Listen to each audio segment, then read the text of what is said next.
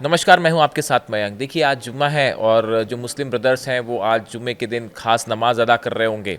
लेकिन आज मैं आपके सामने एक ऐसी घटना का ज़िक्र करना चाहता हूं, एक ऐसी नमाज का ज़िक्र करना चाहता हूं जिसने इज़राइल और ईरान के जंग की सूरत बदल दी।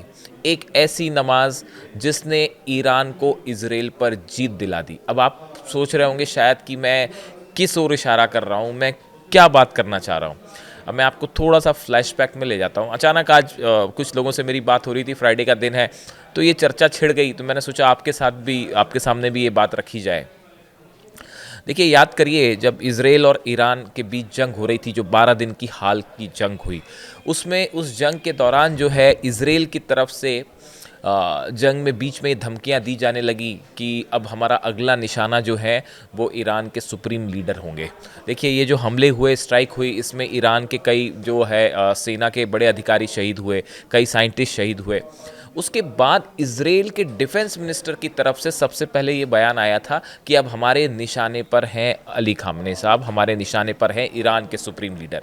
यही बात इज़राइल के प्रधानमंत्री बेंजामिन नेतन्याहू ने भी कही कि हमारे निशाने पर जो है वो अली खामनेई हैं।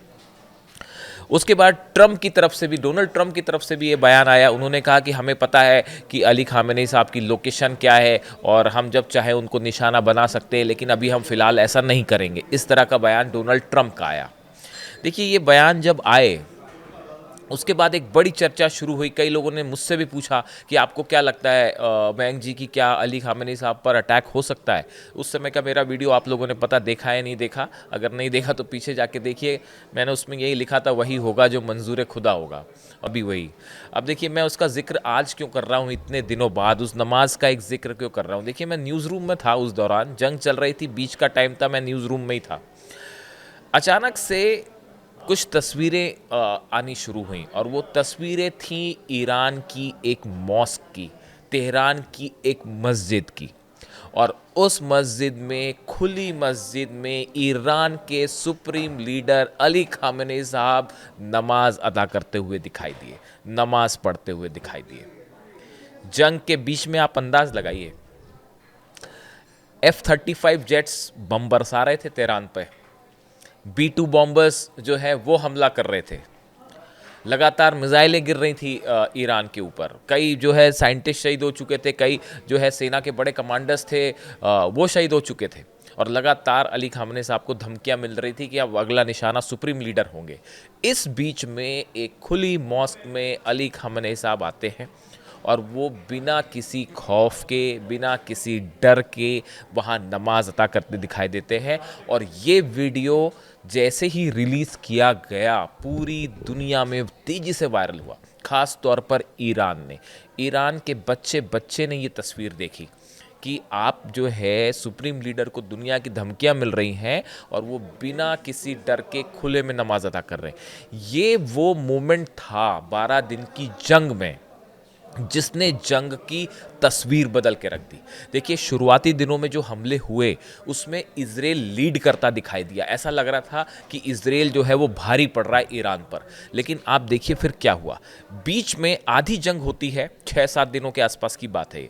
उसके बाद ये तस्वीर बाहर आती है और जैसे ये तस्वीर आई अली खामने साहब की नमाज पढ़ते हुए, इसने पूरे जंग की सूरत बदल दी। मानो पूरे ईरान में, IRGC में, ईरान की सेना में, ईरान के बच्चे बच्चे में एक नया हौसला भर गया।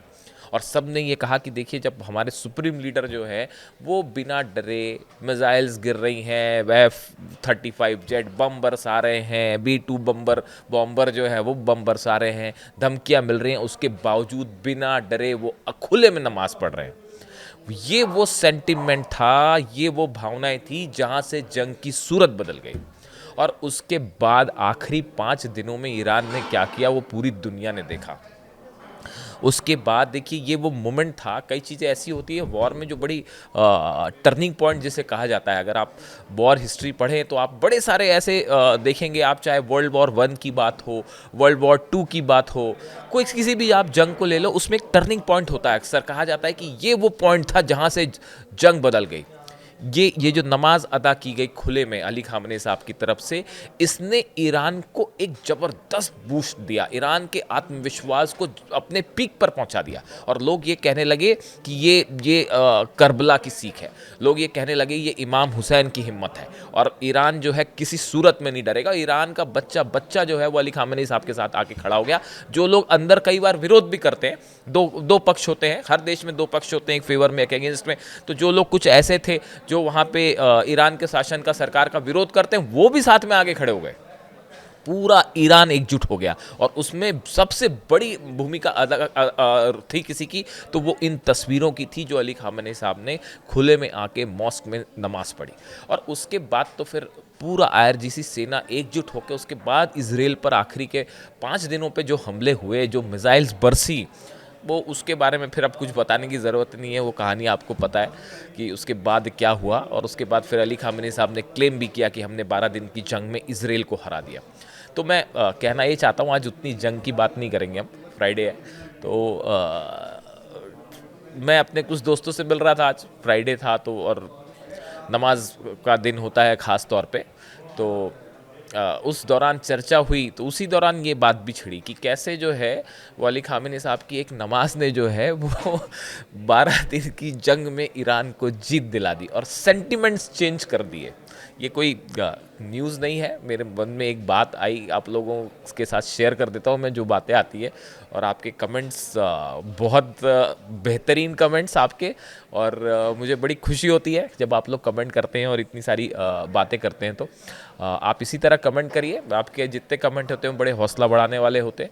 हमारी कोशिश होती है कि पूरी न्यूट्रलिटी के साथ जो है, सच्चाई के साथ आपके सामने खबरें रखी जाए, पूरी हिम्मत के साथ खबरें रखी जाए। तो ये छोटा सा वीडियो था, अब चूँकि फ्राइडे था इसलिए मैंने इसका जिक्र किया कि कैसे टर्निंग पॉइंट ईरान का, जो मुझे लगता है कि वो टर्निंग पॉइंट था, और बड़े सारे लोग भी ये कहते हैं कि वो अली खामेनी साहब ने जो नमाज अदा की वो खुले में आके वहाँ से टर्निंग पॉइंट आ गया। और आप देखिए उसके बाद से ईरान जो है वो लगातार भारी पड़ता दिखाई दिया। उसके बाद देखिए जब B-2 बॉम्बर्स से हमले हुए, उसके बाद तुरंत ये कहा गया ईरान की तरफ से कि अगर अमेरिका ने हमले किए तो हम जवाब देंगे। अमेरिका ने हमले किया, उसके फ़ौरन बाद बिना डरे ईरान ने मिसाइल्स दाग दी अमेरिका की बेस पे, कतर पे, और एक साथ जो है कई मिसाइल्स दाग दी गई और वो मिसाइल्स गिरी भी वहाँ पे, और काफ़ी नुकसान भी हुआ बेस को। और उसके बाद तो फिर अचानक ये सेंटिमेंट बन गया कि भाई ये अकेला देश, देखिए उस समय चीन और रूस वैसी मदद नहीं कर पाए ईरान की जैसे आज साथ खड़े हैं, लेकिन उसके बाद भी ईरान ने अपने दम पे न सिर्फ इजराइल को काउंटर किया बल्कि अमेरिकन बेसिस पर भी हमला किया। आज देखिए ये एक बड़े हिम्मत की बात थी कि एक देश जो है मिडिल ईस्ट में अकेला लड़ रहा है और वो दोनों देशों से जो है वो युद्ध जंग करने को लिए तैयार है,